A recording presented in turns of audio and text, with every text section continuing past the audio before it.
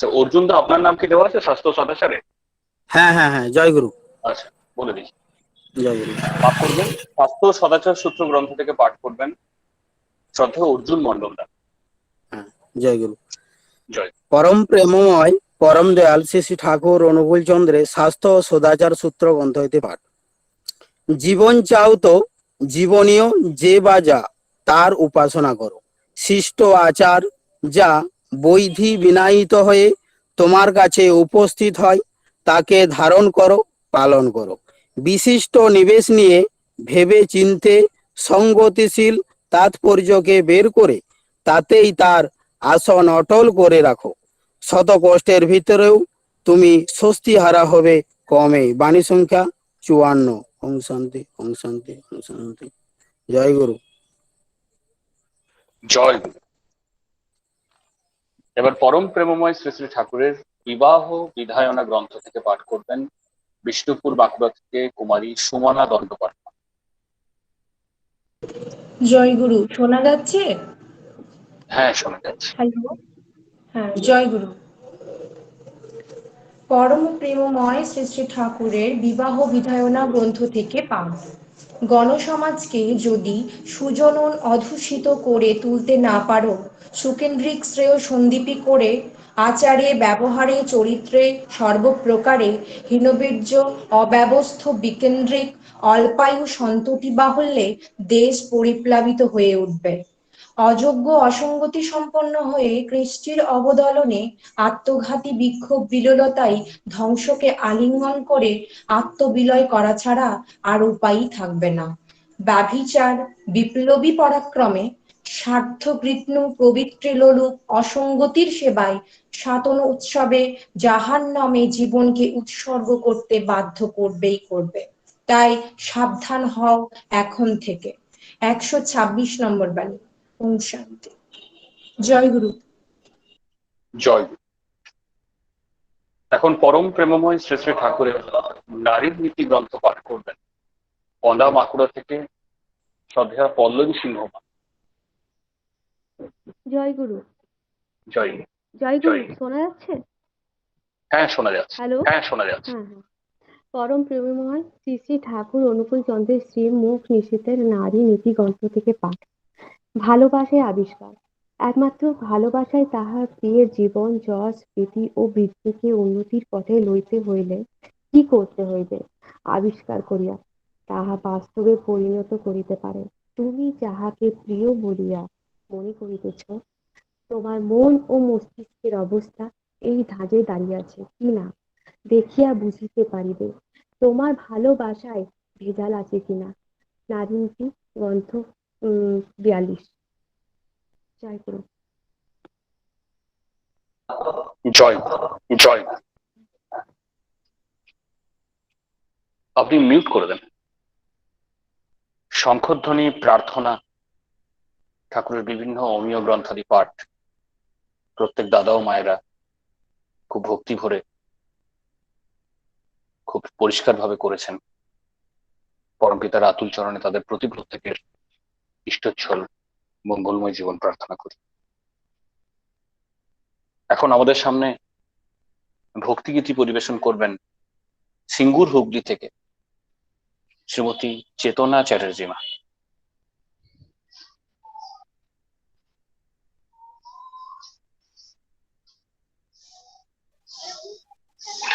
চেতনা মা কে আছেন?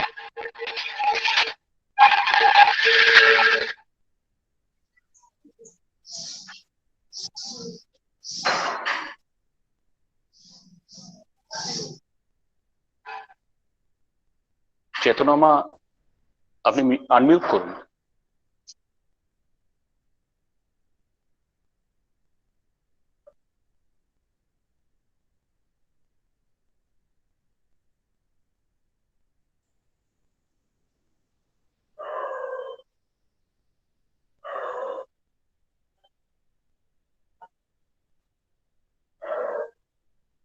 চেতনা মা, শুনতে পাচ্ছেন আপনি?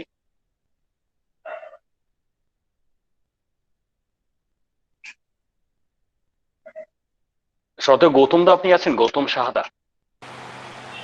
আগে দাদা। চেতনা আমার কাছে আমরা পরে যাব। এখন আমাদের সামনে একটি ভক্তিগীতি পরিবেশন করছেন বর্ধমান থেকে ঠাকুরের অধৈর্য পাঞ্জাধারী কর্মী শ্রদ্ধেয় গৌতম সাহাদা।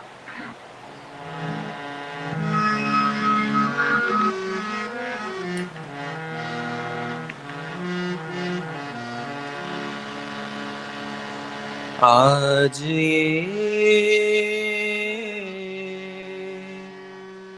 मधुमय सत्संग में परम दयाल आए हैं। आज ये मधुमय सत्संग में परम दयाल आए हैं।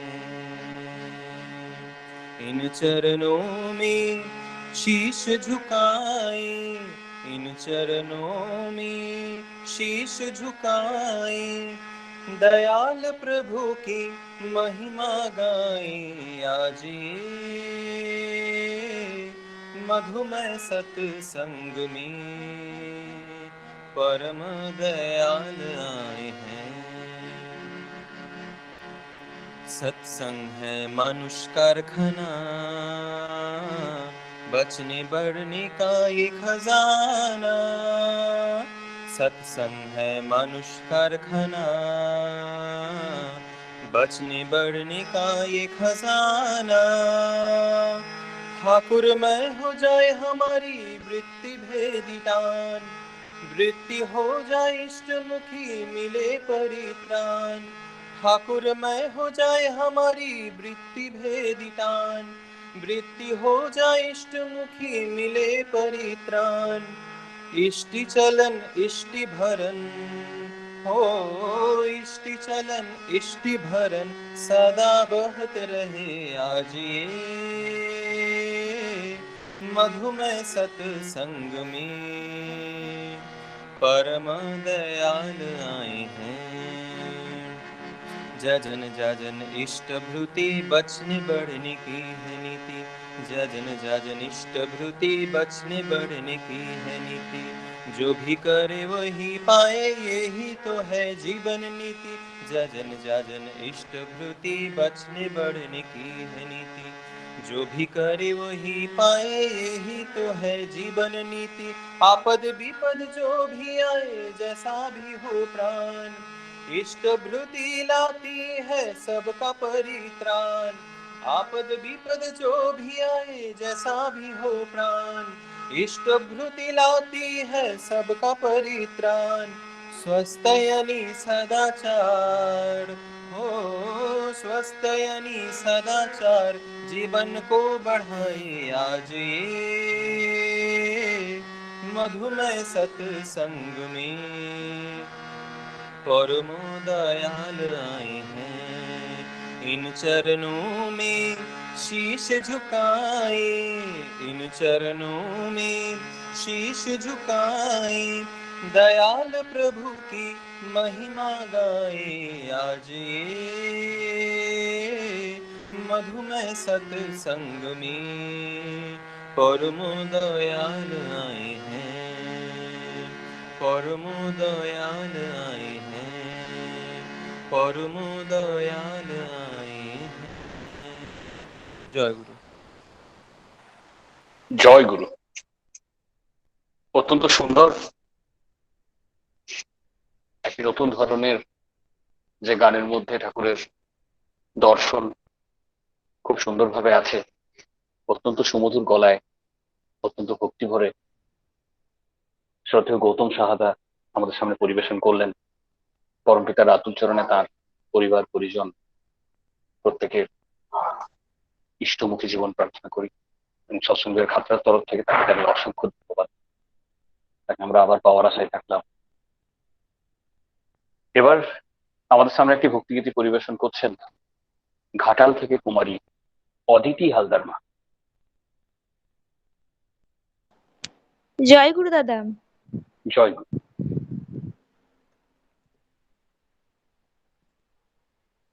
পরম দয়ালু শ্রী শ্রী ঠাকুর, জগজ্জননী শ্রী শ্রী বড়মা, পরম পূজ্যপাদ শ্রী শ্রী বর্দা, আচার্য দেব শ্রী শ্রী দাদা, পরম পূজনীয় বাবা দাদার চরণে আমার কোটি কোটি প্রণাম।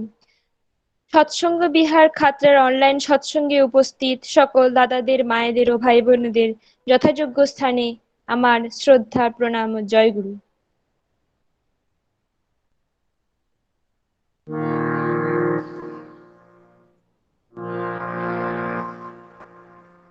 পরম দয়াল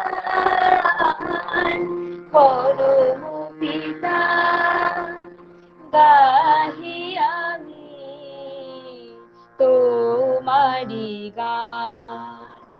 পরম দয়াল পরম পিতা গাহি আমি তোমারি গান। সকাল সাঁঝে কণ্ঠেতে বেজে উঠুক তোমারি নাম। পরম দয়াল পরম পিতা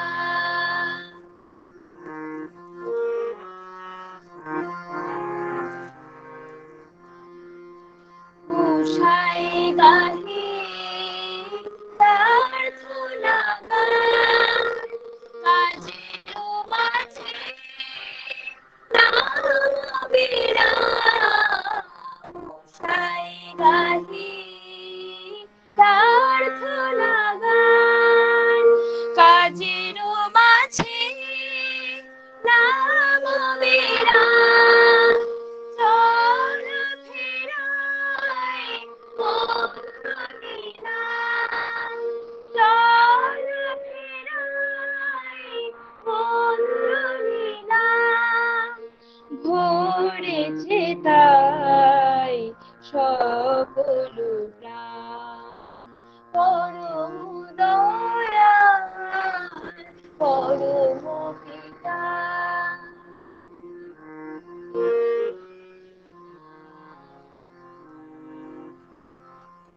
মানুষ গড়ার মন্ত্র দিলে সেবার হাতিয়ার। বাঁধলে সবে এক বাঁধনে মুক্তি অঙ্গীকার। মানুষ গড়ার মন্ত্র দিলে সেবার হাতিয়ার। বাঁধলে সবে এক বাঁধনে মুক্তি অঙ্গীকার। অন্তরে দাও স্নেহ সুধা মিটাও দাও প্রেম ক্ষুধা। অন্তরে দাও স্নেহ সুধা মিটাও দাও প্রেম ক্ষুধা।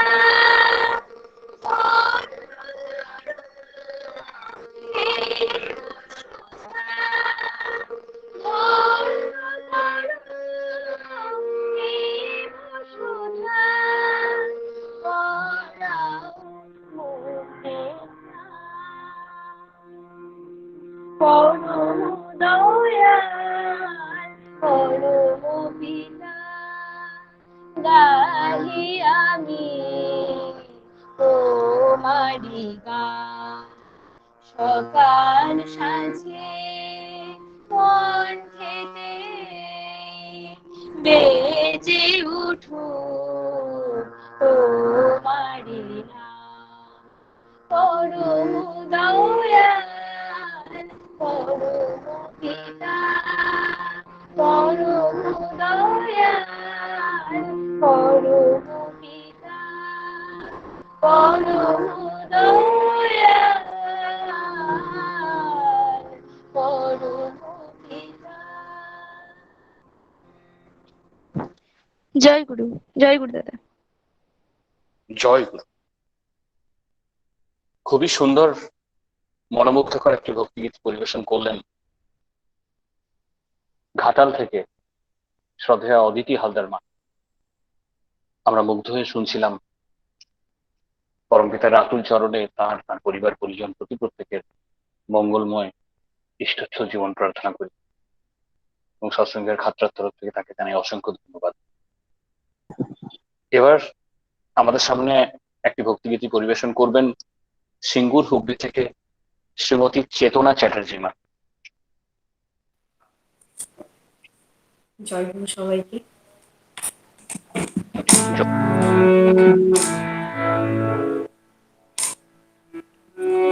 হে বরেণ্য হে শরণ্য রাখো শ্রীপদে দাসে করুণা করো পতিত পাবন মোরে হে বরেণ্য হে শরণ্য রাখো শ্রীপদে দাসে করুণা করো পতিত পাবন মোরে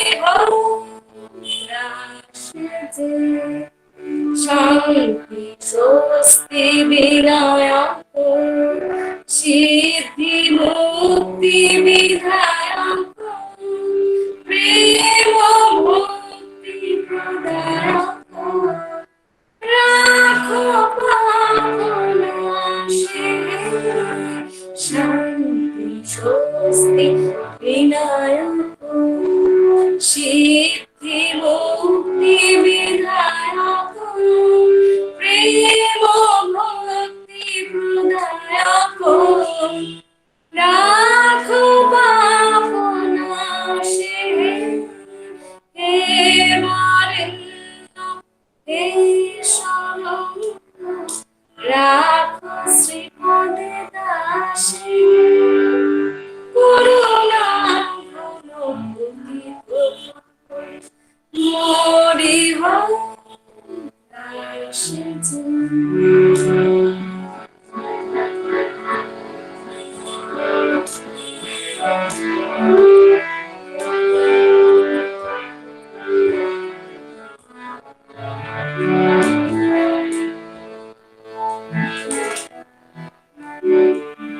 নিষ্ঠা গুরুগতি দানে শক্তি দাও দিন প্রাণে নিষ্ঠা অনুগতি দানে শক্তি দাও দিন প্রাণে স্বার্থ কর সেবা পুরাও অভিলাষে স্বার্থ কর সেবা পুরাও অভিলাষে হে শরণ্য হে বরেণ্য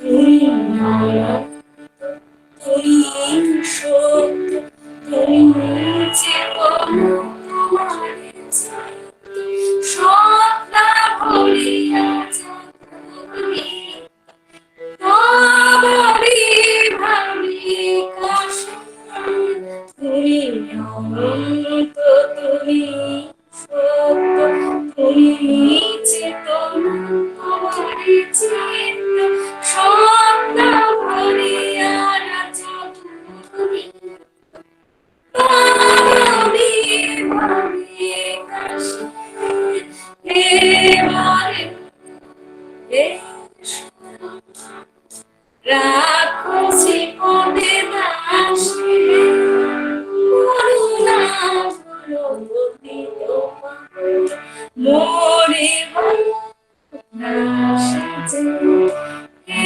বরেণ্য হে শরণ্য রাখো শ্রীপদে দাসে করুণা করো পতিত পাবন মোরে জয়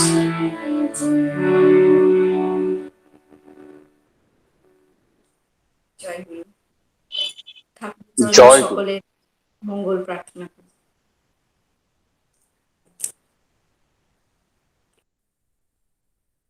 অত্যন্ত সুন্দর,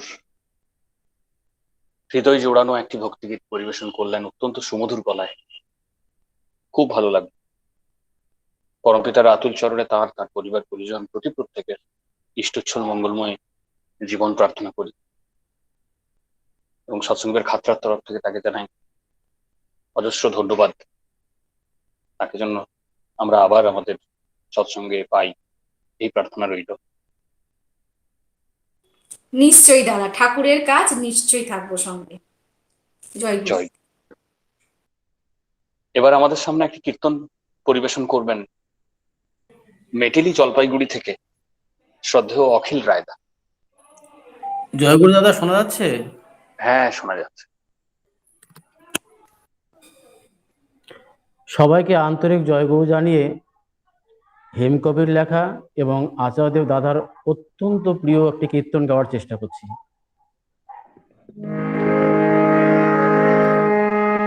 ওরে ওরে আমার সবার সাথী,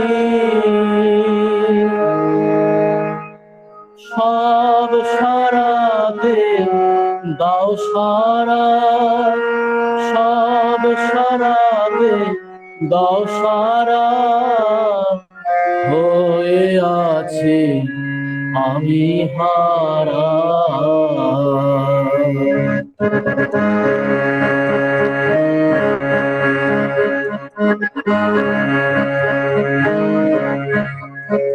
তোমার মাঝে আমার আমি, হয়ে আছি আমি হারা। ওরে আমার সবার সাথী, তুমি সব সারাতে দাও সারা, তুমি সব সারাতে দাও সারা, হয়ে আছি আমি হারা। তোমার মাঝে আমার আমি, হয়ে আছি আমি হারা।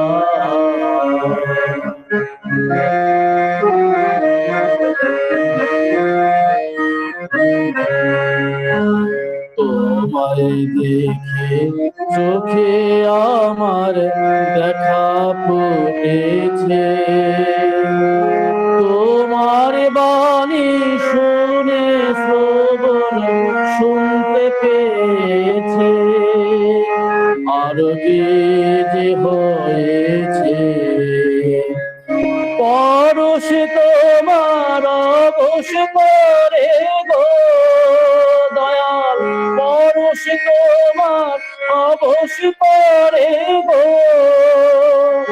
সুরে করে ঘর ছাড়া, তোমার সুরে করে ঘর ছাড়া, পরশ তোমার অবশ করে গো দয়াল, পরশ তোমার অবশ করে গো, সুরে করে ঘর ছাড়া, সুরে করে ঘর ছাড়া, হয়ে আছি আমি হারা। তোমার মাঝে আমার আমি,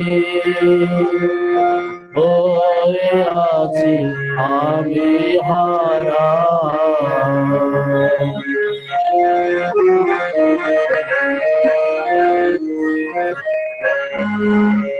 তোমার ব্যথায় আমার ব্যথা রাঙিয়ে তুলেছ,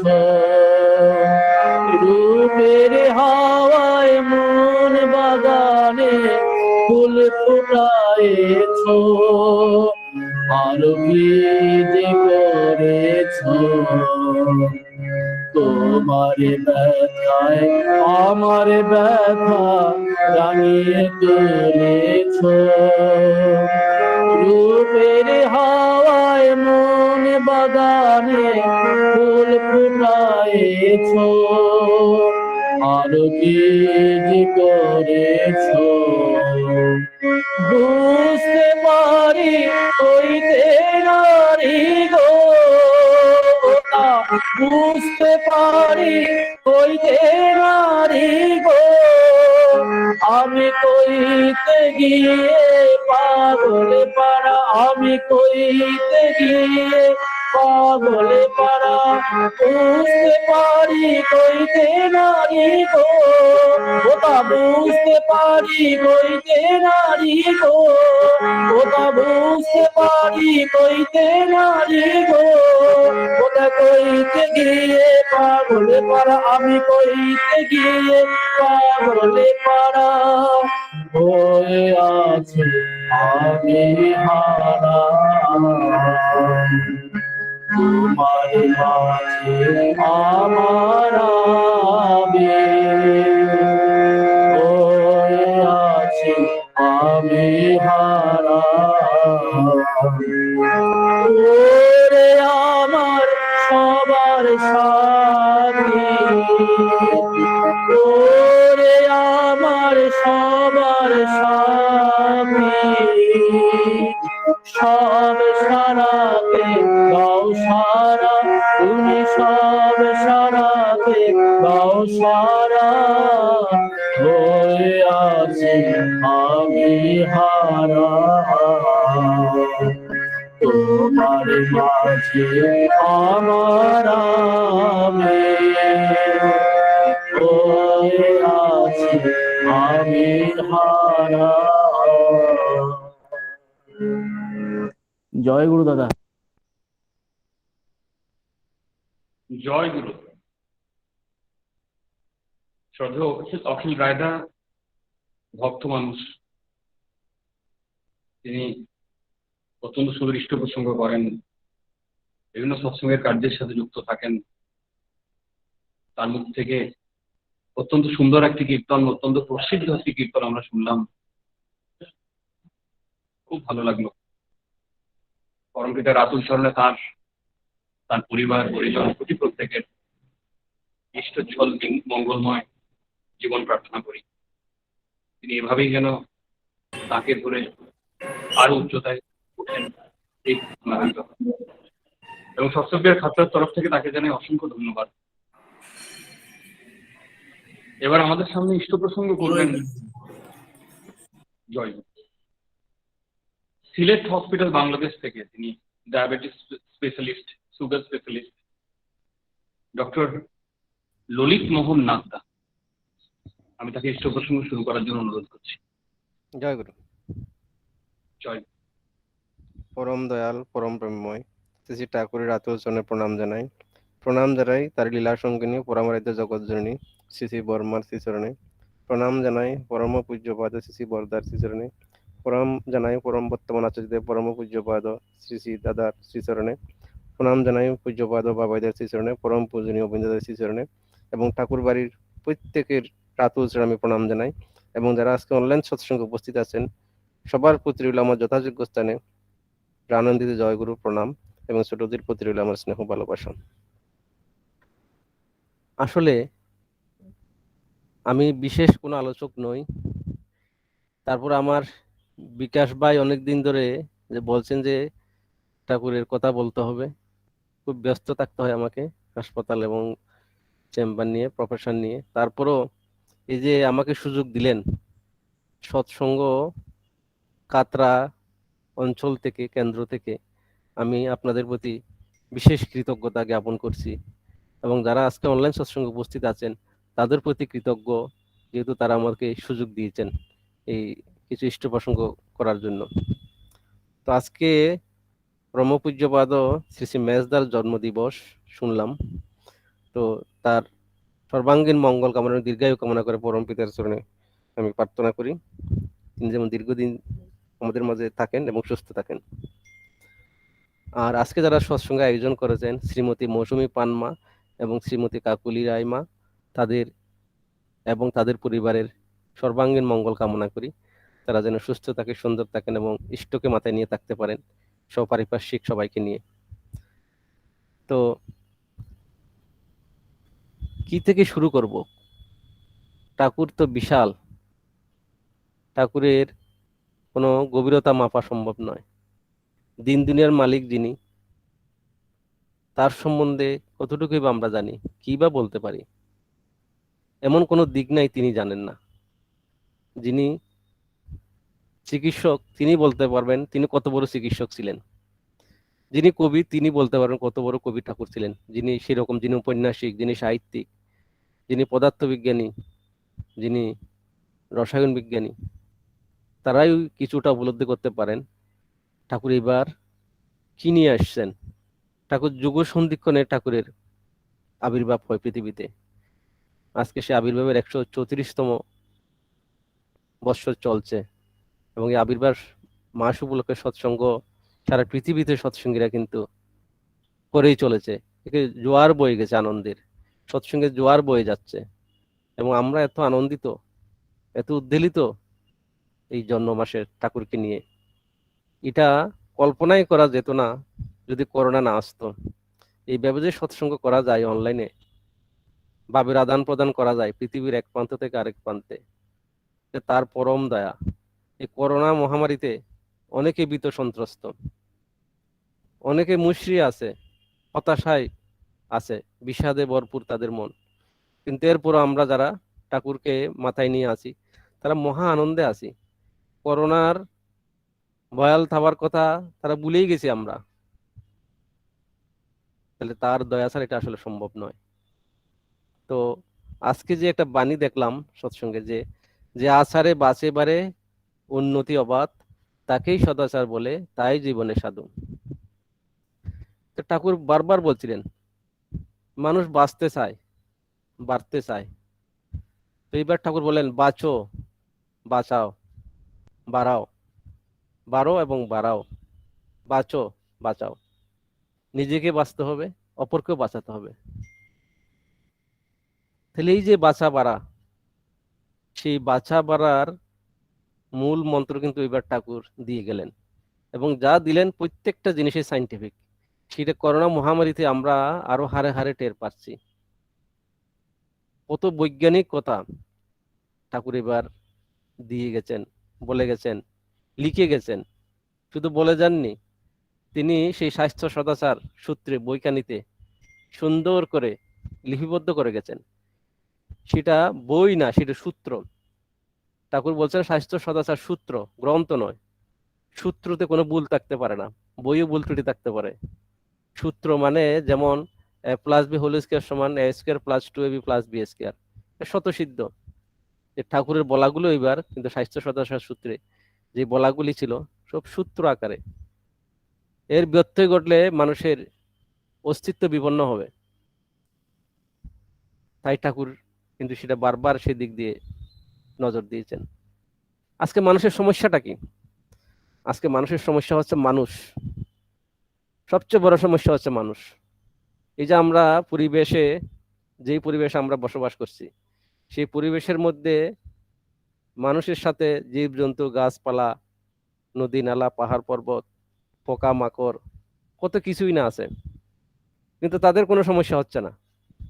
সমস্যা হচ্ছে পৃথিবীর শ্রেষ্ঠ জীব যারা আমরা বলে থাকি, দাবি করে থাকি, সেই শ্রেষ্ঠ জীব মানুষকে নিয়ে আমাদের সমস্যা।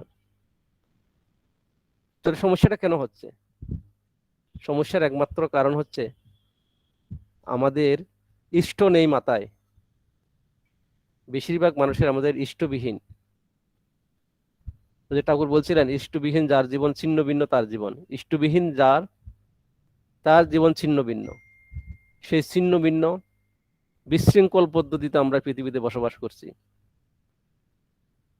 তার একমাত্র কারণ আমরা ভালো মানুষ পৃথিবীতে আনতে পারিনি। ভালো মানুষ কিন্তু পৃথিবীতে আনতে হলে আমরা মনে করি বড় ডাক্তার, বড় ইঞ্জিনিয়ার, বড় আইসিএস অফিসার, বড় কর্মকর্তা হলেই বড় মানুষ হয়ে গেল। যারা এরকম বড় মানুষ হয়ে গেছে লেখাপড়া শিখে, বড় বড় সার্টিফিকেট নিয়ে, আপনি খোঁজ করলে দেখতে পাবেন তারা হয়তো একটা দিক দিয়ে লেখাপড়ায় বড় হয়েছে, কিন্তু সাংসারিক জীবনে অশান্তিতে ভরপুর। বাইরে থেকে দেখা যাবে না, একটু ভেতরে গেলে টের পাবেন। স্বামী স্ত্রীতে মিল নেই, সন্তান সন্ততির মধ্যে মা বাবার প্রতি সেই টান নেই, পাড়া প্রতিবেশীর প্রতি টান নেই। এই যে একটা এলোমেলো জীবন, সেই এলোমেলোটা জীবন হতে পারে না। সেই এলোমেলো জীবনকে সুন্দরে সমাপন করার জন্য এবার ঠাকুর কিন্তু কিছু বিধিবিধান দিয়ে গেলেন। সেই বিধিবিধানের মধ্যে অন্যতম হচ্ছে ভালো মানুষ কিভাবে পৃথিবীতে আনতে হয়। আজকে পৃথিবীতে সব সমস্যা কিন্তু মানুষের জন্য। যুদ্ধ বিগ্রহ, তারপর জলোচ্ছ্বাস, ভূমিকম্প, টর্নেডো, অত্যধিক বিদ্যুৎ চমকানো, বন্যা, সব আমাদেরই সৃষ্টি। তো ঠাকুর বলছেন বিধির বিধান না মানলে যা হবার তাই হবে, সেই ফল আমরা কিন্তু ভোগ করতেছি। আজকে বলা হচ্ছে পৃথিবীর নিম্নাঞ্চলগুলো তলিয়ে যাবে, এবং এত এত বিজ্ঞানের যুগে এই বিপর্যয় আমরা কেন দেখতে পাচ্ছি? এই বিপর্যয়ের একমাত্র কারণ হচ্ছে আমাদের লোভ লালসা। এই লোভ লালসার কারণে, শরীরপুর কারণে আমরা পৃথিবীকে বসবাসের অযোগ্য করে তুলছি। শিল্পায়ন হচ্ছে, বড় বড় মিল ইন্ডাস্ট্রি হচ্ছে, কিন্তু পরিবেশের যে ভারসাম্য কিভাবে রক্ষা হবে, পরিবেশ কিভাবে ভালো হবে, সেই চিন্তা আমরা করছি না। উন্নত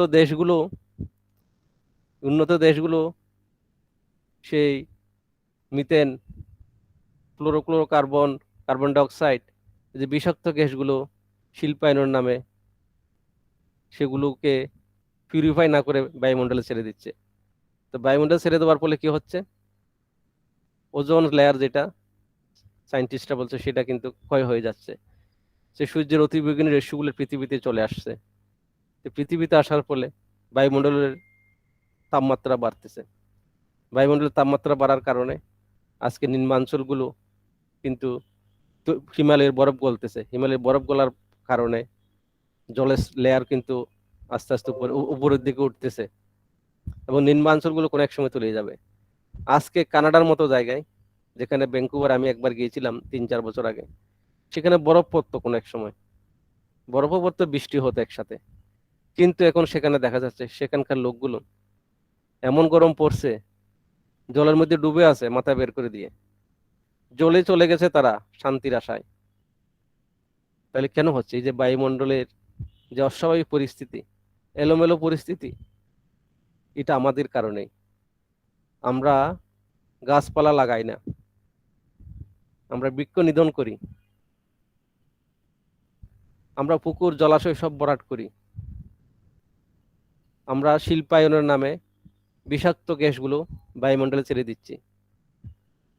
তাহলে এত কিছুর যে উৎপত্তি, এটা কারা করছে? আমরাই তো করছি, মানুষই তো করছি। কারণ আমরা নিজে বড় হতে চাই। আমি নিজে কিভাবে বড় হব, সেই চিন্তাই কিন্তু মাথায় থাকে। তো ঠাকুর বলছিলেন, পড়শিরা তোর নিপাত যাবে, তুই বেঁচে সুখ খাবি বুঝি, যা ছুটে যা তাদের বাঁচা, তারাই যে তোর বাঁচার পুঁজি। এই যে আমরা আমাদের পড়শি, গাছপালা, জীব জন্তু সব মেরে খেয়ে আমরা সাবার করে দিচ্ছি। তার ফলে যে পরিবেশের যে বিরূপ প্রতিক্রিয়া, সেটা আমাদের জীবনে পড়ছে এবং পড়বে, এটা অবশ্যম্ভাবী। তাই তো পরম পূজ্য বাতাসী বরদা সত্যানুসরণে এটা বাণীতে বর্ণনা প্রসঙ্গে, আলোচনা প্রসঙ্গে তিনি বলছেন, মানুষ মানুষকে ক্ষমা করে দিতে পারে, কিন্তু প্রকৃতি কাউকে ক্ষমা করে না। প্রকৃতির কাউকে ক্ষমা করবে না, করছেও না। এই যে আজকে করোনা মহামারী নিজের থেকে আসেনি, করোনা মহামারী আমরা নিজেরাই ডেকে নিয়ে আসছি। ঠাকুর তো বারবার বলছিলেন, মাছ মাংস কাশ নে আর, পেঁয়াজ রসুন মাদক চার। আমরা কি শুনেছি? আমরা মনে করি আমরা যদি মাছ মাংস না খাই, তাহলে আমরা দুর্বল হয়ে যাব, আমাদের প্রোটিনের ঘাটতি দেখা দেবে, মাংস খেতেই হবে। এবং সেই অনেক ডাক্তারবাবুরও বলে দিচ্ছে করোনা মহামারী থেকে আক্রান্ত হলে বলে দেওয়া হচ্ছে আপনি বেশি করে মাছ মাংস খাবেন, আপনার ইমিউনিটির অভাব হবে। আবার একই ডাক্তারবাবু একটা সময় যখন আমাদের রোগ আক্রান্ত হই, আমাদের করোনার আর্টারিতে যখন কোলেস্ট্রল জমে যায়, আমাদের যখন হার্ট অ্যাটাক হয়, স্ট্রোক হয়, একই ডাক্তারবাবু আবার বলছেন আপনি কিন্তু সাবধান, আপনি কিন্তু মাংস খাবেন না, চিংড়ি মাছ খাবেন না, ডিমের কুসুম খাবেন না, খাসির মাংস খাবেন না, পাখির মাংস খাবেন না। তাহলে খাওয়ার বাকিটা রইল কি? তো বাকি রইল ওই শাকসবজি। ঠাকুর যেটা আগেই বলেছিলেন, ঠাকুর বলছিলেন রোগে পড়া আরোগ্য হওয়া সেই প্রতিষেধের ভালো। Disease management is painful and costly, health management is painless and less costly. আমরা সবাই কিন্তু ডিজিজ ম্যানেজমেন্ট করতে ব্যস্ত, ডিজিজ প্রতিরোধ করতে সবারই অনীহা। এই যে আমি ডায়াবেটিস চিকিৎসা করি, আমি যখন বলি ভাই তোমার ডায়াবেটিস হওয়ার সম্ভাবনা আছে, তুমি একটু এইভাবে চলো, তখন বলে ডাক্তারবাবু, তখন হেসে উড়িয়ে দেয়, আমার কি সুগার হয়েছে নাকি? সুগার হলে তখন দেখা যাবে। সবারই এমন মনোভাব, যখন আমরা রোগাক্রান্ত হব তখনই আমরা খাবার দাবার কন্ট্রোল করব, তখন ছেড়ে দেব। যখন কোলেস্ট্রল জমে রক্তনালী ব্লক হয়ে যায় হার্টের, তখন সে ব্লাড ডোনার 2-3 জন জোগাড় করতে হয়, তারপরে বনসই নিয়ে নেয়। যদি কোনো অঘটন ঘটে তাহলে সে ডাক্তারবাবু আর হাসপাতাল দায়ী নয়। তারপর অপারেশনের তো কিছু রিস্ক আছেই, সেই টাকা পয়সাও দিয়ে আসেন লক্ষ লক্ষ টাকা। তারপরে ঘরে আসার পরে ওষুধ খেয়ে যেতে হবে সারা জীবন। এখন আপনি বয়ে আর মাছ মাংস খাচ্ছেন না, আপনি এখন যে দেবী সেটি, বিখ্যাত ডাক্তার দেবী সেটি সবাইকে বলছেন সবজি খাওয়ার জন্য, মাছ মাংস কম খাওয়ার জন্য। তাদেরকে বলছেন পারলে নিরামিষ আসি। সে শাওল হাউস সেন্টারে কিন্তু কিভাবে নিরামিষ সুস্বাদু করে রান্না করা যায় সেই শিক্ষাই দেওয়া হচ্ছে সারা পৃথিবী জুড়ে। আমাদের এখানে ঢাকা তো সেই সেন্টারের একটা সেন্টার আছে, হৃদরোগ বিশেষজ্ঞ, প্রখ্যাত হৃদরোগ বিশেষজ্ঞ এখানে আসেন। এটা মানে নন ইনভেসিভ, মানে ওষুধ ছাড়া কিভাবে হার্ট ভালো করা যায়। সে ওষুধ ছাড়া সে হার্ট ভালো করার একমাত্র পথ হচ্ছে মানুষের আহার ঠিক করা আর নাম ধ্যান করা। ঠাকুর বারবার বলে গেছেন মেডিটেশনের কথা। ঠাকুর এবার নাম এবং প্রেম নিয়ে আসছেন। ঠাকুর নিজেও নাম করতেন। ঠাকুর নাম করতে করতে ঠাকুরের টেম্পারেচার 108-10 ডিগ্রি পর্যন্ত উঠে যেত এবং জল দিলে সেটা বাষ্প হয়ে যেত। ঠাকুর সেরকম নাম ধ্যান করতেন। আমরা তার কি সিটি ফটোও করি? আমাদের সময় নেই, আমরা খুব ব্যস্ত, আমাদের অফিস যাওয়ার সময় হয়ে গেছে, কত কাজ পড়ে আছে, শুধু কাজের বাহানা দিই। কিন্তু সেই দলে হয়তো আমি নিজেও আছি, আমার নিজের কথাও বলছি। বিভিন্ন বাহানা, ঠাকুরের জন্য নাম ধ্যানের জন্য আমাদের 5টা 10টা মিনিট 15টা মিনিট সময় হয় না। এই যে আমরা বৃত্তি প্রবৃত্তির কে আশ্রয় করে আমরা চলছি। তো বৃত্তি প্রবৃত্তি আশ্রয় করে চলার ফলে যা হবার তাই হবে। ঠাকুরকে জিজ্ঞেস করেছিল, ঠাকুর তাহলে আপনি যে মাছ মাংস না খাওয়ার জন্য বলছেন, তাহলে এটা সৃষ্টি করলেন কেন? ঠাকুর বললেন এটা খাওয়ার জন্য তো সৃষ্টি করিনি, এটা পরিবেশের ভারসাম্য রক্ষা করার জন্য সৃষ্টি করা হয়েছে। তারপর আরেকটা দিক আছে, ঠাকুর বললেন আরেকটা দিক হলো আরেকজনের বাঁচা বাড়াকে আমি ব্যাহত করতে পারি না। সেই তোর যন্ত্র বাঁচতে চায়, বাড়তে চায়, আমাদের মতো তাদেরও দুঃখ কষ্ট আছে, তারাও বাঁচতে চায়। তাহলে এই যে আমরা নিষিদ্ধ খাবার সেই জীবজন্তু খেয়েছি, শোনা যাচ্ছে বাদুর থেকে এই ভাইরাসটা ছড়িয়ে পড়েছে। সে বাদুর খাওয়ার ফলে তাহলে সে ভাইরাসটা আজকে একজনে খেয়েছে, সারা পৃথিবীর মানুষ আমরা কষ্ট পাচ্ছি। তাহলে একজনেই যথেষ্ট। ওই যে ঠাকুর বললেন না, তুমি নিজের দেশের পরিবারের পৃথিবীর সবার জন্য তুমি দায়ী, এই যে আমিই দায়ী, আমি নিজেও দায়ী এটার জন্য। তার মানে একজনের অপকর্মের জন্য, একজনের বিশৃঙ্খলার জন্য সারা পৃথিবীর মানুষ আমরা আজকে কষ্ট পাচ্ছি। এই জন্য ঠাকুর বারবার বলছিলেন দীক্ষা বাড়ানোর কথা, মানুষকে সৎ নামে যুক্ত করার কথা। ঠাকুর সেই সময় 40 জন মানুষ চেয়েছিলেন, 10 কোটি দীক্ষা চেয়েছিলেন, কিন্তু সেটা আমরা দিতে পারিনি। সেটা দিতে না পারার ফল আমাদের ভোগ করতে হচ্ছে। তো যে কথাটা বলছিলাম, তো ঠাকুরকে জিজ্ঞেস করা হলো, ঠাকুর তাহলে এই যে জীব, আমরা যে উদ্ভিদ থেকে যে ফল মূল বা শাকসবজি খাই, তারও তো জীবন আছে। তো ঠাকুর বললেন, তার জীবন থাকলো যেমন চুল কাটলে চুল আবার গজায়, সেরকম উদ্ভিদ যদি কাটা হয় তাহলে সে উদ্ভিদ আবার গজায়, এতে কোনো পাপ হবে না। তাহলে সেই সত্তাপুষি নিরামিষ আহারের কথাই ঠাকুর বলছিলেন।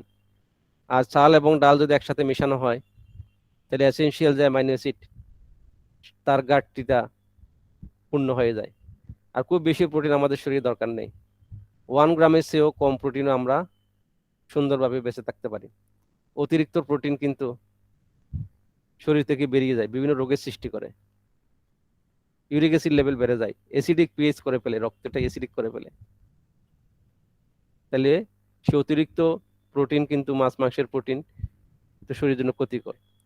ঠাকুর বললেন এনিম্যাল সেলকে রিপালশন করে, মানে আমার এনিম্যাল সেল আর জীবজন্তুর এনিম্যাল সেল যদি মাংস খাওয়া হয় সেটাকে রিপালশন করে। হয়তো মনে হবে অনেক বৃদ্ধি হচ্ছে মাছ মাংস খাওয়ার ফলে, সেই বৃদ্ধিটা কিন্তু হঠাৎ করে হয়, আবার হঠাৎ করে অধপতন ঘটে। আর নিরামিষ আহার করার ফলে যে বৃদ্ধি সেটা আস্তে আস্তে হয়, খুব তাড়াতাড়ি ক্ষয়ে যায় না। সেই প্রসঙ্গে আমি আমার ছাত্র জীবনের কথা বলতে পারি। আমি স্বস্তিব্রত নিয়েছি মেডিকেল MBBS 4th ইয়ারে পড়ার সময়। তখন আমার রুমমেট যারা, তারা আমাকে নিয়ে ঠাট্টা করতেন, ইয়ার্কি করতেন, নিরামিষ খাই বেশি দিন বাঁচবে না, প্রোটিনের ঘাটতি দেখা যাবে, এর মৃত্যু বেশি দিন নাই আর। এখন আমার সেই সহপাঠীরা এখন বড় বিশেষজ্ঞ ডাক্তার হয়ে গেছে, অনেকে শিশু বিশেষজ্ঞ নাম করা আমার শহরে। একদিন কদিন আগে, বছর খানেক আগে, আমার 2 বছর আগে আমার কাছে আসলো আমার সেই সহপাঠী, এসে সুগার 500-র উপরে হয়ে গেছে, অত্যন্ত ক্লান্ত দুর্বল, বলে বন্ধু আমাকে চিকিৎসা দে। তো তাকে ইনসুলিন দিয়ে চিকিৎসা আরম্ভ করলাম। তারপর বলে যে কিছু দূর গেলে আমার হাঁপিয়ে উঠে, আমি শক্তি পাই না, আমি বড় দুর্বল। তাকে বললাম তাইলে তো হার্টটা একটু পরীক্ষা করে নিতে হয় ভাই। তারই আপন সহোদর ভাই কার্ডিওলজিস্ট, কার্ডিয়াক সার্জন নাম করা আমাদের এখানে। তো এনজিওগ্রাম করা হলো, এনজিওগ্রাম করে দেখা গেল তার ব্লক পাওয়া গেল, একই সাথে ডায়াবেটিস এবং হৃদরোগ। তো তার বাইপাস করা হলো।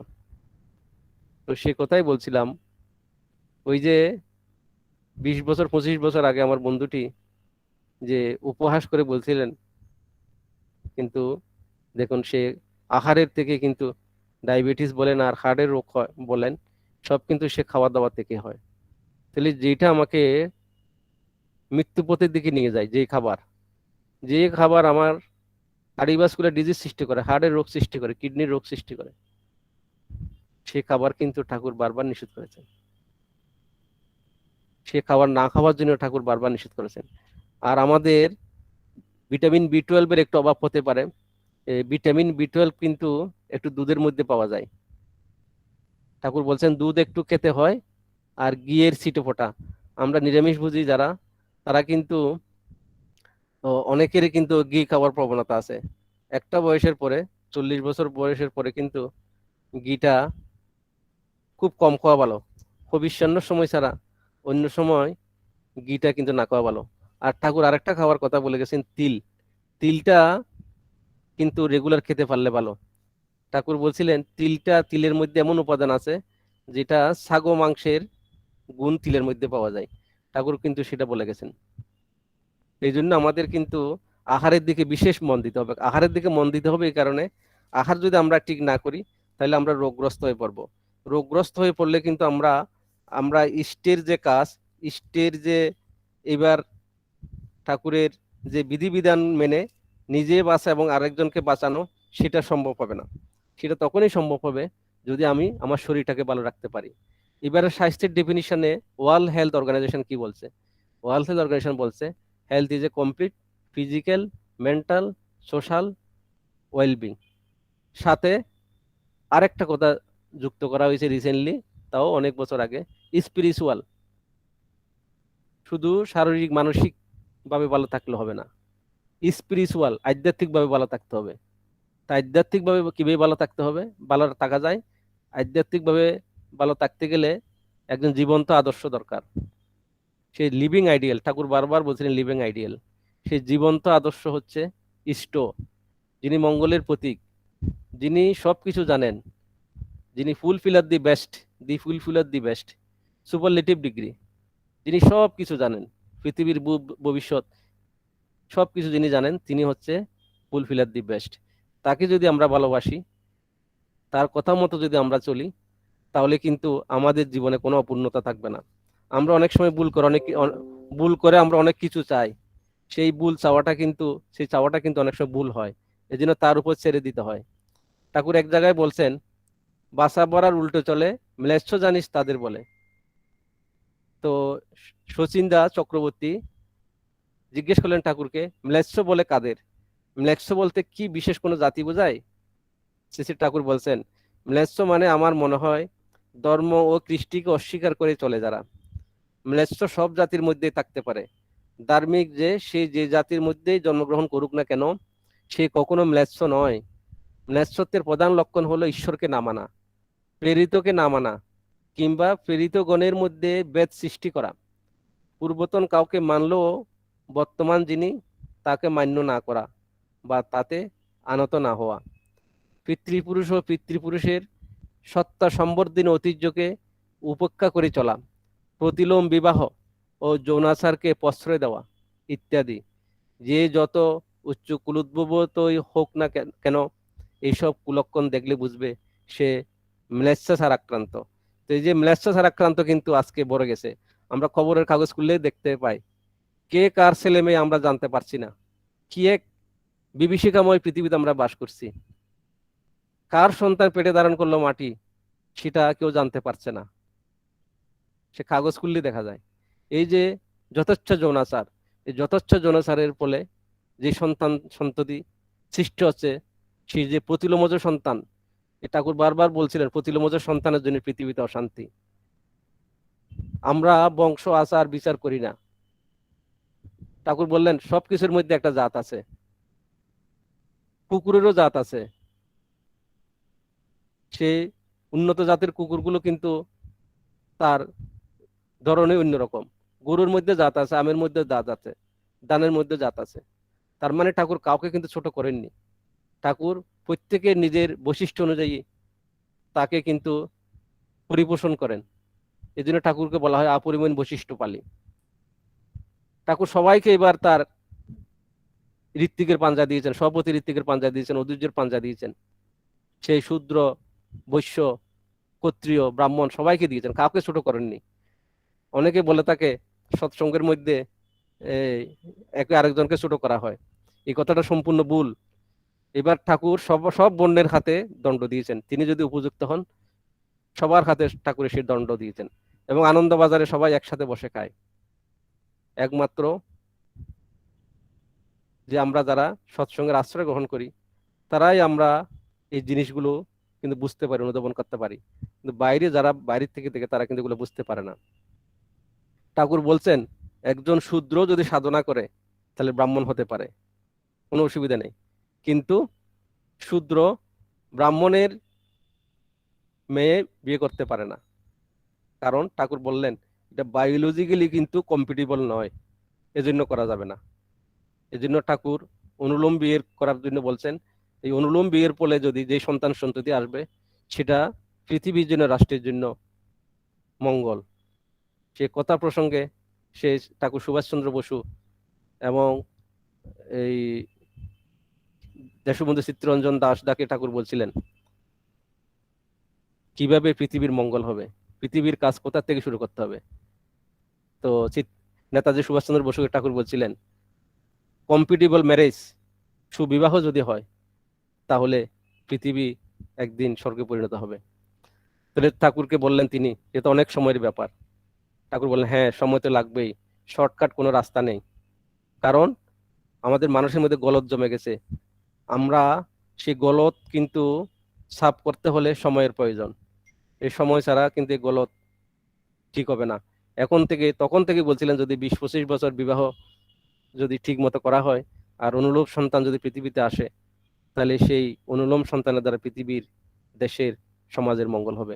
এছাড়া শর্টকাট কোনো মঙ্গল নাই। তো তিনি বললেন, হ্যাঁ সেটাই দেখেছি, ভেবে দেখেছি, ভালো মানুষ দরকার, কিন্তু ভালো মানুষ কিভাবে আনতে হবে সেটা আপনার কাছে শিখলাম। সবাই জানে ভালো মানুষ পৃথিবীতে দরকার, কিন্তু ভালো মানুষ আনতে গেলে কম্পিটেবল ম্যারেজের দরকার, সেটা অনেকে চিন্তা করেননি। আচ্ছা ভাই, আমার সময় আছে তো দাদা? সময় আছে না শেষ শেষ করে দেব? হ্যাঁ, সময় আছে, সময় আছে, হ্যাঁ, এখনো 10 মিনিট সময় আছে। আচ্ছা ঠিক আছে। তো সেটা সেরকম দেশবন্ধু চিত্তরঞ্জন দাসকেও ঠাকুর বলছিলেন। দেশবন্ধু চিত্তরঞ্জন দাস এক সময় ঠাকুরের কাছে আক্ষেপ করে বললেন, একটা মানুষ খুঁজে পেলাম না, কার উপরে যে পৃথিবীর বার দিয়ে যাব, কোনো মানুষ নেই। তো তাকেও ঠাকুর একই কথা বলছিলেন, বিবাহ ঠিক করতে হবে। বিবাহ ঠিক করলে যে সুসন্তান আসবে, সেই সুসন্তানের পৃথিবীকে ঠিক করতে পারে। এছাড়া পুলিশ, আইন প্রয়োগকারী সংস্থা দিয়ে পৃথিবীর মানুষ ঠিক হবে না। আজকে তো আমরা জ্ঞান বিজ্ঞানে কত উন্নত, চাঁদের দেশে আমরা যাচ্ছি, অ্যাটম বানাচ্ছি, সাবমেরিন বানাচ্ছি, এরপরে পৃথিবীর শান্তি আসলো কি? এখনো তো যুদ্ধ বিগ্রহ লেগে আছে, মানুষ মানুষকে মারছে, পিঁপড়ার মতো মানুষ মারছে মানুষ মানুষকে। একটা পিঁপড়া হয়তো পিঁপড়াকে সেরকম মারে না, তাহলে শান্তি আসলো কোথায়? সেই উন্নতি কাজে লাগলো কোথায়? যে উন্নতি মানুষ মারতে শিখায়, মানুষকে পশু স্তরে নিয়ে যায়, সেটা কি উন্নতি বলে? সেটা আপনারা ভেবে দেখবেন। সে যাই হোক, আমাদের মাথার উপর কিন্তু পরম দয়াল আছেন। ঠাকুরকে জিজ্ঞেস করেছিল, ঠাকুর আপনার অবর্তমানে সৎসঙ্গের কি হবে? ঠাকুর বলছিলেন, আরো 10,000 বছর পর্যন্ত কাউকে আসতে হবে না। এবার আমি সব গোমর পাশ করে দিয়ে গেলাম, সবকিছু এবার ঠাকুর লিপিবদ্ধ করে দিয়ে গেলেন। ওই যে ঠাকুর বলে গেছেন, ইষ্টগুরু পুরুষোত্তম, প্রতি গুরু বংশধর, রেত শরীর সুপ্ত থেকে জীবন্ত তিনি নিরন্তর। সে আচার্য পরম্পরার মধ্যে দিয়ে ঠাকুর নিত্য লীলা করে চলছেন। সে পূজ্যপাদ বর্দার সময় আমরা দেখেছি, তিনি ঠাকুরকে মাথায় নিয়ে চলতেন এবং তিনি সবসময় বলতেন, আমি ঠাকুরের কুকুর, ঠাকুরকে মাথায় নিয়ে চলে আমার একমাত্র সাধনার পথ। তার সারাটা জীবন ইষ্টের জন্য তিনি দিয়ে গেছেন, কিভাবে পৃথিবীর মানুষকে ভালো রাখা যায় সেই চিন্তায় তিনি সারা জীবন করেছেন। বর্তমান আচার্যদেব, পূজ্যপাদ আচার্যদেব দাদা, তিনিও চিন্তা করছেন কিভাবে মানুষকে ভালো রাখা যায়। এই করোনা মহামারীতে তিনি সবার খবর নিচ্ছেন, কে কোথায় কেমন আছেন। তিনি বলছেন খুব প্রয়োজন না হলে ঘর থেকে বের না হওয়ার জন্য, এবং কেউ বের হলো যেন সেই হাইজিনিক সিস্টেমটা মেনে চলে। তিনি বলছেন নির্মল আকাশে অনেক সময় মেঘ আসে, সেই মেঘ এক সময় কেটে যাবে, ততদিন পর্যন্ত আমাদের অপেক্ষা করতে হবে। তিনি নিজে টিকা নিয়েছেন, তিনি সদাচার পালন করেন, তিনি যেভাবে যেমনটি করে সদাচার পালন করেন, সেই সদাচার এবং সেই টিকা আমাদের নিতে হবে। বিধির বিধান তিনি মেনে চলেন, বিধির বিধান মেনে না চললে বিধাতা কাউকে রক্ষা করতে পারেননি। পরম দয়াল শ্রী ঠাকুর, তিনি তার মাকে রক্ষা করতে পারেননি, তার ওরসজাত সন্তান সাধনাদিকে রক্ষা করতে পারেননি। তিনি তার কথা না মানলে আমরা রক্ষা পাবো না। সেটা তার ঠাকুরের পারিবারিক জীবনে আমরা দেখেছি। তিনি বললেন, হ্যান্ডেলটা যদি আমাকে কেউ দিয়ে দেয়, তাহলে আমি তার যে খারাপ গুণ কুষ্টি উলট পালট করে দিতে পারি, হ্যান্ডেলটা তাকে দিতে হবে। হ্যান্ডেল যদি আমরা দিয়ে দিই তাকে, তাহলে তিনি আমাদের যে কুষ্টিতে খারাপ গুণ থাকে সেটা উলট পালট করে দিতে পারেন। কি সাংঘাতিক কথা! এই করোনা মহামারী যে আসবে, ঠাকুর সেটা আগে জানতেন। জ্বর উঠেছে, চলছে তুফান, কলির প্রলয় দেখছিস না, বিপদ তোদের সামনে আরো, মর্মে কি তা বুঝিস না। ঠাকুর একদিন গুরু গম্ভীর হয়ে তার শ্বেত শুভ্র বিছানায় বসে আছেন, তার চোখ দিয়ে জল ঝরছে। বলছে, তো ভক্তগণ যারা ছিলেন তারা বলছে, ঠাকুর আপনি কান্না করছেন কেন, আমরা কি কষ্ট দিয়েছি আপনার মনে? তো কিছুক্ষণ পরে নীরবতা ভঙ্গ করে ঠাকুর বলে, না রে, তোরা আমাকে কষ্ট দিসনি, আমি সেদিনের কথা ভাবছি যেদিন আম যেভাবে পড়ে গাছ থেকে সেভাবে আম পড়ে থাকবে, আমের মতো মানুষের দেহগুলো পড়ে থাকবে, দূরে কোথাও টিম টিম করে একটু আলো জ্বলছে, মনুষ্য জাতির বুনিয়াদ শেষ হয়ে যাবে, সেদিনের কথা আমি ভাবছি, যেদিন এক মুঠো সোনা দিয়ে এক মুঠো চাল মিলবে না, পরনের বস্ত্র মিলিবে না, কুদায় অন্ন মিলিবে না, তৃণ হবে শয্যা, আকাশ হবে ছাদ। সেই দিনের কথা ভাবছি। ঠাকুর খুব গুরু গম্ভীর হয়ে গেলেন। তো ঠাকুর আবার বললেন, তিনি অভয় বাণী দিয়ে বললেন, তোদের কোনো ভয় নেই, তোরা যারা পরমপিতাকে মাথায় নিয়ে চলবি, তোদের কোনো ভয় নেই, তোরা রক্ষা পাবিই পাবি। সেই করোনা মহামারীতেও আমরা একই জিনিস দেখতে পাচ্ছি। এত দুঃসময়ের মধ্যে আমরা কিন্তু ঠাকুরকে মাথায় নিয়ে, সৎসঙ্গ নিয়ে, সারা পৃথিবীর গুরু ভাইরা, গুরু বোনরা, মায়েরা আমরা আনন্দেই আছি। আজকে কোনো বর্ডার নেই। এই যে ঠাকুর যে চেয়েছিলেন ইউনিভার্সাল ব্রাদারহুড, সেই ইউনিভার্সাল ব্রাদারহুড কিন্তু এখন রচিত হলো। ঠাকুর যেটা চেয়েছিলেন, সে যাই হোক, পরম পূজ্য বাদা আচার্যদেব 3.5 কোটি দীক্ষার কথা বলেছেন। আমাদের নিজের বাঁচার প্রয়োজনে মানুষকে তার সৎনামের সাথে যুক্ত করতে হবে। আপনারা সবাই যাজন করবেন, যাজন করে অন্তত একজন গুরুভাই যদি একজনকে দীক্ষা দেওয়াতে পারেন, তাহলে সে 3.5 কোটি দীক্ষা কোনো ব্যাপার নয়। নিজে বাঁচার প্রয়োজনে কিন্তু এটা করতে হবে।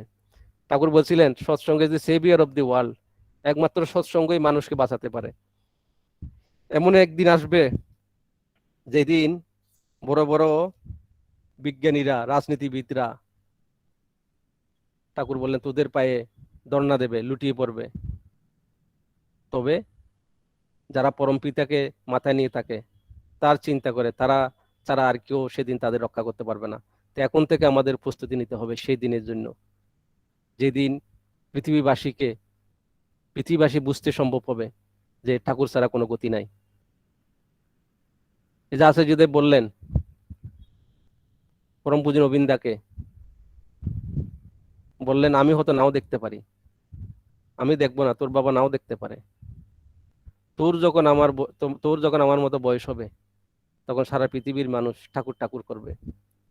সত্যি তো, এই করোনা মহামারীর মাধ্যমে সেটা আবার প্রমাণ হলো। সবাই ভ্যাকসিন ভ্যাকসিন বলতেছে, কিন্তু সেই করোনা ভাইরাস সম্বন্ধে এখনো বিজ্ঞানীরা ক্লিয়ার কোনো ধারণা দিতে পারছে না। এক এক সময় এক এক কথা বলছে, কোনো ভ্যাকসিন 50%, কোনো ভ্যাকসিন 70%, কোনো ভ্যাকসিন 80%, আবার সেই করোনা ভাইরাসের বিভিন্ন রূপ পরিবর্তন হচ্ছে। তাহলে সেই পার্মানেন্ট টিকা, আমি বারবার একই কথা বলি, পার্মানেন্ট টিকা কিন্তু এবার ঠাকুর দিয়ে গেলেন। সেই পার্মানেন্ট টিকা হচ্ছে যজন যাজন ইষ্টপতি স্বস্ত্যয়ন সদাচার। এইভাবে যদি সেই পার্মানেন্ট টিকা যদি আমরা নিজেরা পালন করি এবং অপরকে পালন অভ্যস্ত করি তার সদ্দীক্ষার মাধ্যমে, তাহলে কিন্তু যত মহামারী আসুক না কেন পৃথিবীতে, আমরা রক্ষা পাবোই পাবো। আমাদের কোনো চিন্তা নেই।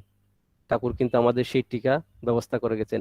আমি আমার বক্তব্য দীর্ঘায়িত করতে চাই না। আপনারা সবাই ভালো থাকবেন, সুস্থ থাকবেন, পরম পিতাকে মাথায় নিয়ে থাকবেন। জয় গুরু সবাইকে।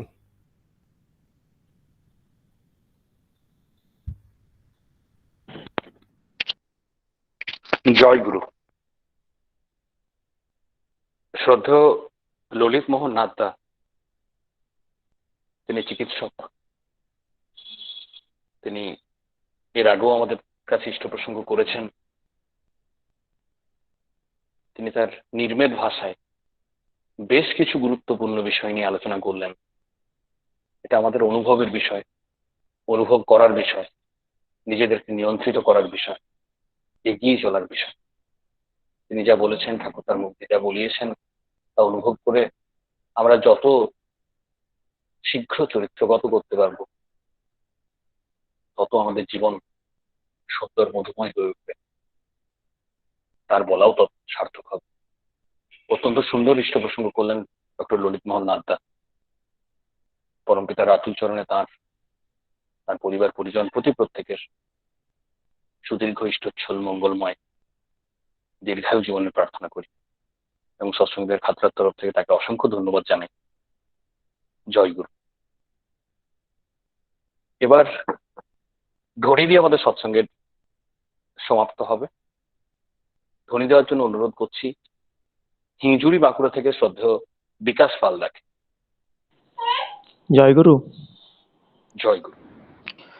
বন্দে পুরুষোত্তমম, বন্দে পুরুষোত্তমম, বন্দে পুরুষোত্তমম, বন্দে পুরুষোত্তমম, বন্দে পুরুষোত্তমম। বন্দে পুরুষোত্তমম। परम प्रेममय श्री श्री ठाकुर अनुकूल चंद्र जी की जय परम प्रेममय श्री श्री ठाकुर अनुकूल चंद्र जी की जय परम प्रेममय श्री श्री ठाकुर अनुकूल चंद्र जी की जय परम आराध्या जगत जननी श्री श्री बड़ माँ की जय परम आराध्या जगत जननी श्री श्री बड़ माँ की जय परम आराध्या जगत जननी श्री श्री बड़ माँ की जय परम पूज्यपाद श्री श्री बोरदा की जय परम पूज्यपाद श्री श्री बोरदा की जय परम पूज्यपाद श्री श्री बोरदा की जय परम पूज्यपाद आचार्य देव श्री श्री दादा की जय परम पूज्यपाद आचार्य देव श्री श्री दादा की परम पूज्यपाद आचार्य देव श्री श्री दादा की जय सत्संग की जय सत्संग की जय सत्संग की जय वंदे पुरुषोत्तमम वन्दे पुरुषोत्तमं वंदे आर्य पितॄन् वन्दे आर्यपुत्रीन् वंदे मातृवर्गान् वन्दे मातृवर्गान् वंदे अहं कृष्टिदैवतम् वन्दे अहं कृष्टिदैवतं वंदे पुरुषोत्तमम वन्दे पुरुषोत्तमं वंदे पुरुषोत्तमम वन्दे पुरुषोत्तमं वंदे पुरुषोत्तमम वन्दे पुरुषोत्तमं परम प्रेममय श्री श्री ठाकुर अनुकूल चंद्र जी की जय जय गुरु सकल के জয় গুরু জয় গুরু। অত্যন্ত সুন্দর ধ্বনি দিলেন এবং তার সাথে সঙ্গত করলেন তার ছোট্ট কন্যা এবং তার সহধর্মিনী। আমরা পরমপিতার আতুল চরণে তার পরিবারের প্রত্যেকের তথা পারিপার্শ্বিক সকলের ইষ্টচ্ছল মঙ্গলময় জীবন প্রার্থনা করি। আগামীকাল সৎসঙ্গের আয়োজন করছেন বিষ্ণুপুর বাঁকুড়া থেকে শ্রদ্ধা অশোকা ঘোষমা। তার শারীরিক সুস্থতার লাভের প্রার্থনা তথা পরিবার পরিজন সহ বিশ্ববাসীর মঙ্গল কামনায় তিনি প্রত্যেককে সৎসঙ্গে উপস্থিত থেকে তার যে প্রার্থনা তাকে সাফল্যমণ্ডিত করার অনুরোধ করেছেন। আপনারা সকলেই সৎসঙ্গে উপস্থিত থাকবেন। আগামীকাল ইষ্ট প্রসঙ্গ করবেন মুম্বাই থেকে অর্থনীতির অধ্যাপক সুবক্তা ডক্টর সুরজ আগরওয়ালদা। তার বক্তব্যের বিষয় হবে মানুষ আপন টাকা পর যত পারিস মানুষ ধর। এখন আমাদের সাথে আশা করি ডাক্তারবাবু জয়েন করেছেন। যোগন্ধা আপনি জয়েন করেছেন?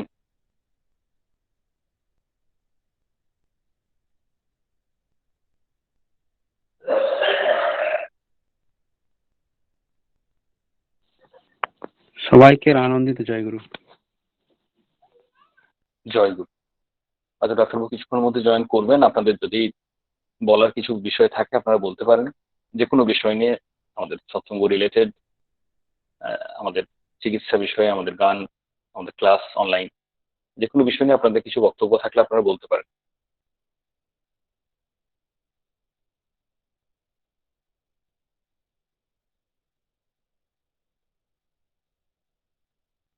জগবন্ধু আছো?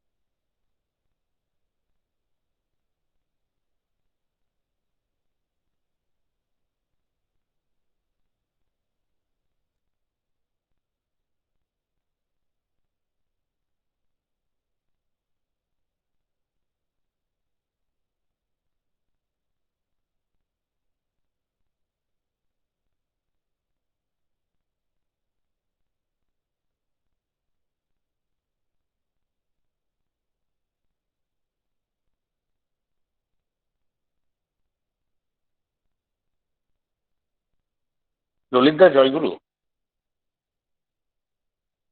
জয়গুরু দাদা, জয়গুরু জয়গুরু।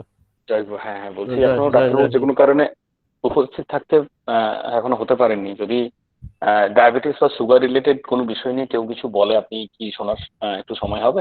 হ্যাঁ, সময় হবে, অসুবিধা নেই, বলতে পারবে। আচ্ছা আচ্ছা আচ্ছা। আপনারা শুনলেন যে তিনি তো ডায়াবেটিস স্পেশালিস্ট। আপনারা বা অন্যান্য আনুষঙ্গিক কোনো বিষয় নিয়ে যদি তার সাথে আলোচনা করতে কেউ চান, আপনারা বলতে পারেন। যারা উপস্থিত আছেন আপনাদের কাছে একটা সুন্দর সুযোগ, আপনারা যদি এই রিলেটেড সুগার ডায়াবেটিস এই রিলেটেড যদি কিছু আলোচনা করতে চান আপনারা করতে পারেন।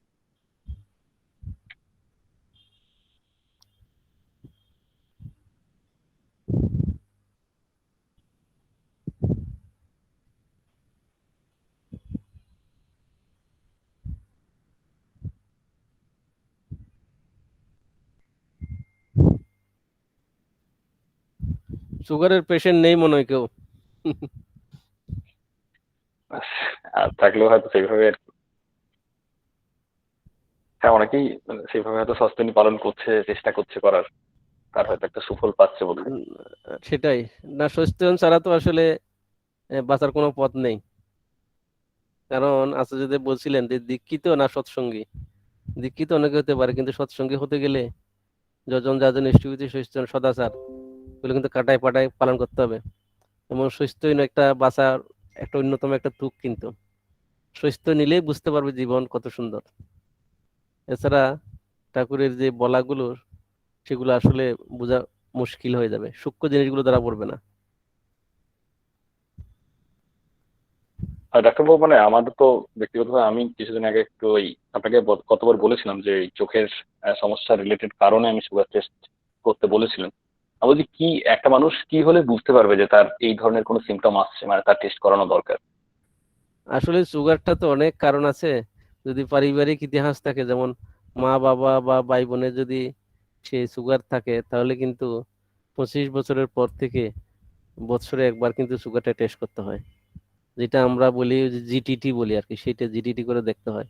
বর্তমানে মুশকিল হচ্ছে সুগারটা কিন্তু লুকিয়ে থাকে, এটা ধরা যায় না, কোনো সিমটম থাকে না, অ্যাসিমটোমেটিক থাকে। অ্যাসিমটোমেটিক থাকার কারণে এটা ভেতরে ভেতরে কিন্তু ক্ষতি করে, বিভিন্ন রক্তনালীর ক্ষতি করে, হার্টের ক্ষতি করে, হার্টের রক্তনালীর ক্ষতি করে, কিডনির ক্ষতি করে, চোখের ক্ষতি করে। এই জন্য যত আগে ধরা যায় ততই মঙ্গল আর কি। আর বর্তমান যুগে 3টে জিনিস, লবণ, তেল আর চিনি, এই 3টে জিনিস হচ্ছে মানুষের ভীষণ শত্রু। অতিরিক্ত লবণ, অতিরিক্ত চিনি, অতিরিক্ত তেল, এগুলোতে কিন্তু রোগের সৃষ্টি হয়। আর এই যে মনটা দুষ্ট হলেই জানিস রোগের আতাল হয়। হ্যাঁ, মন চঞ্চল হওয়ার কারণে রোগগ্রস্ত হচ্ছে আমরা। অবশ্যই আলোচনার দিকে আজকে যাইনি আমি, এটা আরেক বিশাল জগৎ। সাইন্টিফিক সাইন্টিফিক যে ব্যাখ্যা, সেই সায়েন্সও কিন্তু বলছে যদি মানুষ স্ট্রেসে থাকে, দুশ্চিন্তায় থাকে, মন যদি মানুষের চঞ্চল হয়, তাহলে কিন্তু প্রেশার, ডায়াবেটিস এগুলোর সব কিছু সৃষ্টি হয়। এই যে মনকে শান্ত রাখতে হবে নাম ধ্যানের মাধ্যমে, এটা আর কি। একদম একদম। এই জন্য ঠাকুর বারবার নাম ধ্যানের কথা বলছেন, বারবার বলছেন, বিভিন্ন জায়গায় ঘুরে ফিরে নাম ধ্যান। রোগ হয়ে গেলেই তো আর বাঁচা বাড়া ব্যাহত হলো।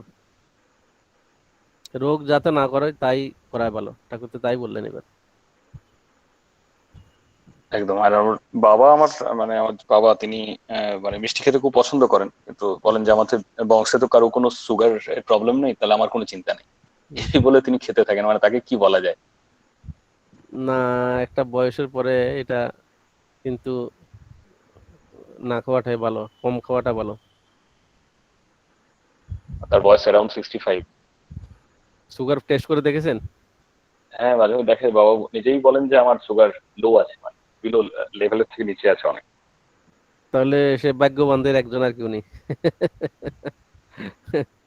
যাই হোক, এবার সুগার না হলেও তো অতিরিক্ত মিষ্টি খাওয়াটা বা খাওয়াটা তো ভালো নয় বোধহয়। না না, অতিরিক্ত কিছুই ভালো নয়, আসলে অতিরিক্ত কিছুই ভালো নয়। ঠাকুর এমনি যে মিষ্টি এমনি রাত্রে রুটির সাথে অল্প একটা বা দুটো মিষ্টি খাওয়া যেতে পারে রাত্রে, প্রতিদিন একটা। মিষ্টি খাওয়া যায় যদি সুগার না থাকে, কিন্তু খাওয়া যায়। বা ওজন যাদের কম আছে বা ওজন যাদের বেশি, তারা একটু মিষ্টিটা অ্যাভয়েড করতে পারলে ভালো। যাদের ওজন বেড়ে যাচ্ছে তারা মিষ্টি জাতীয় জিনিস না খাওয়াটা ভালো।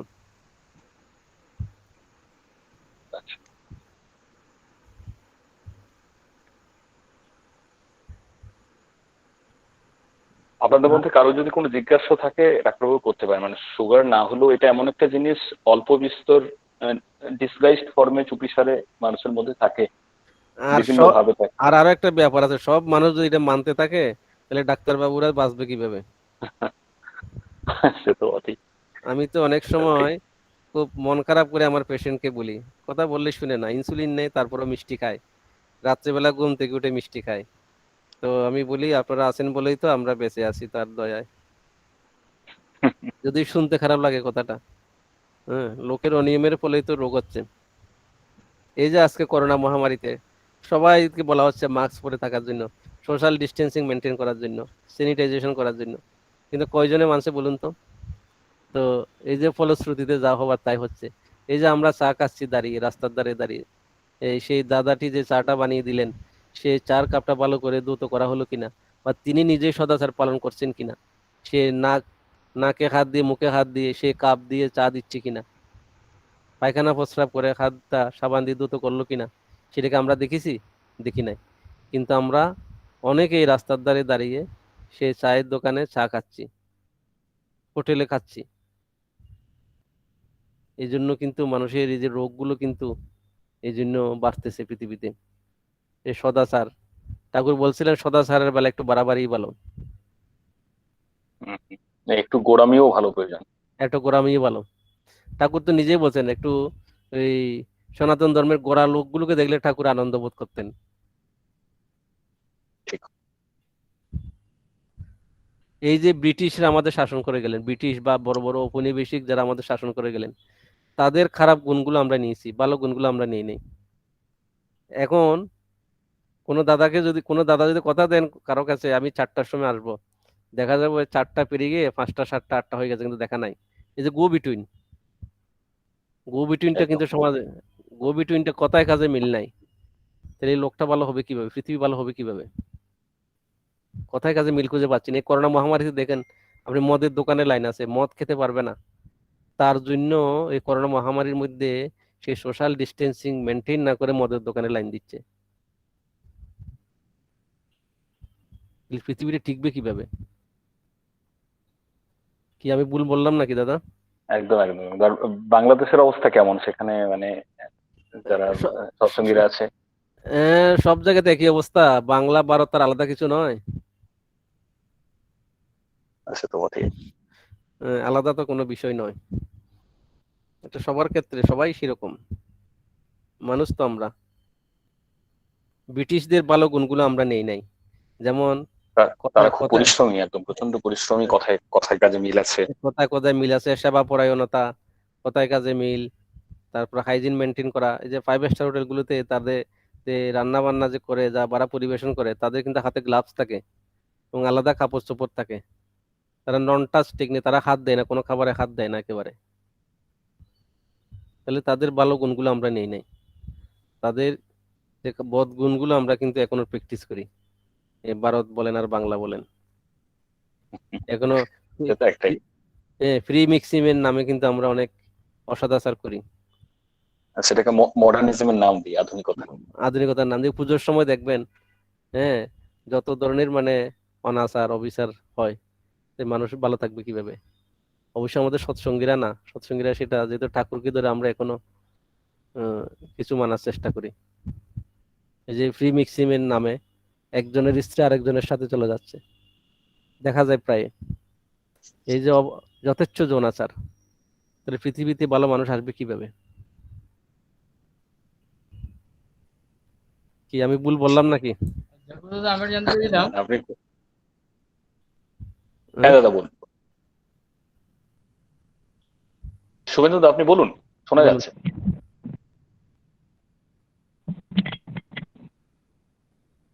বলুন। এখন শোনা যাচ্ছে না শুভেন্দু দা, কথাটা কোনো কারণে কেটে আসছে, যদি আপনি কেটে একবার জয়েন হন তারপরে বলতে পারেন। শুভেন্দু দা আপনার কথা শোনা যাচ্ছে না।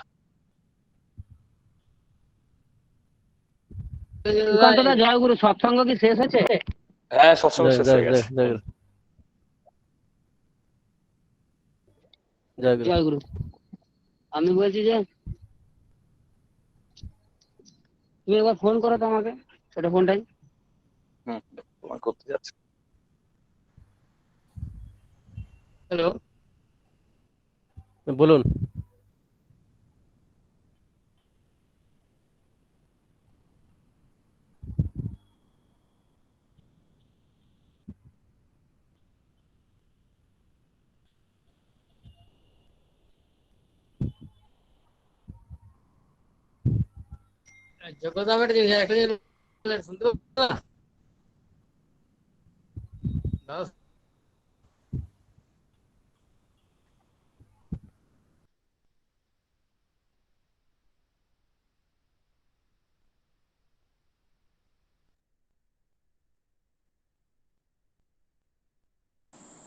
হ্যাঁ শুভেন্দু দা, আপনি বলুন।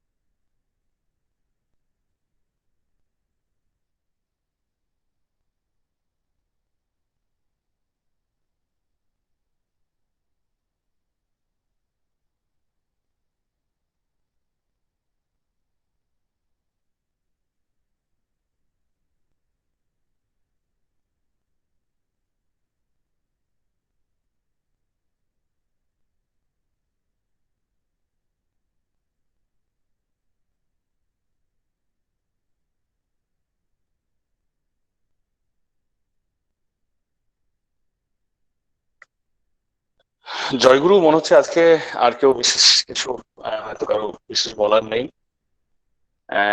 ডক্টর ললিত মোহন নাথদাকে আমাদের তরফ থেকে আবার অসংখ্য ধন্যবাদ। তিনি ইষ্ট প্রসঙ্গ করলেন এবং তারপরেও তিনি অত্যন্ত মূল্যবান কিছু বিষয় নিয়ে পরমপিতার আতুল চরণে তার আবার একবার মঙ্গল প্রার্থনা করি এবং উপস্থিত প্রতি প্রত্যেকের মঙ্গল প্রার্থনা করি। আজকের মতো সৎসঙ্গ এবং তার পরবর্তী অনুষ্ঠান এখানেই শেষ হলো। সবাই ভালো থাকবেন। জয় গুরু।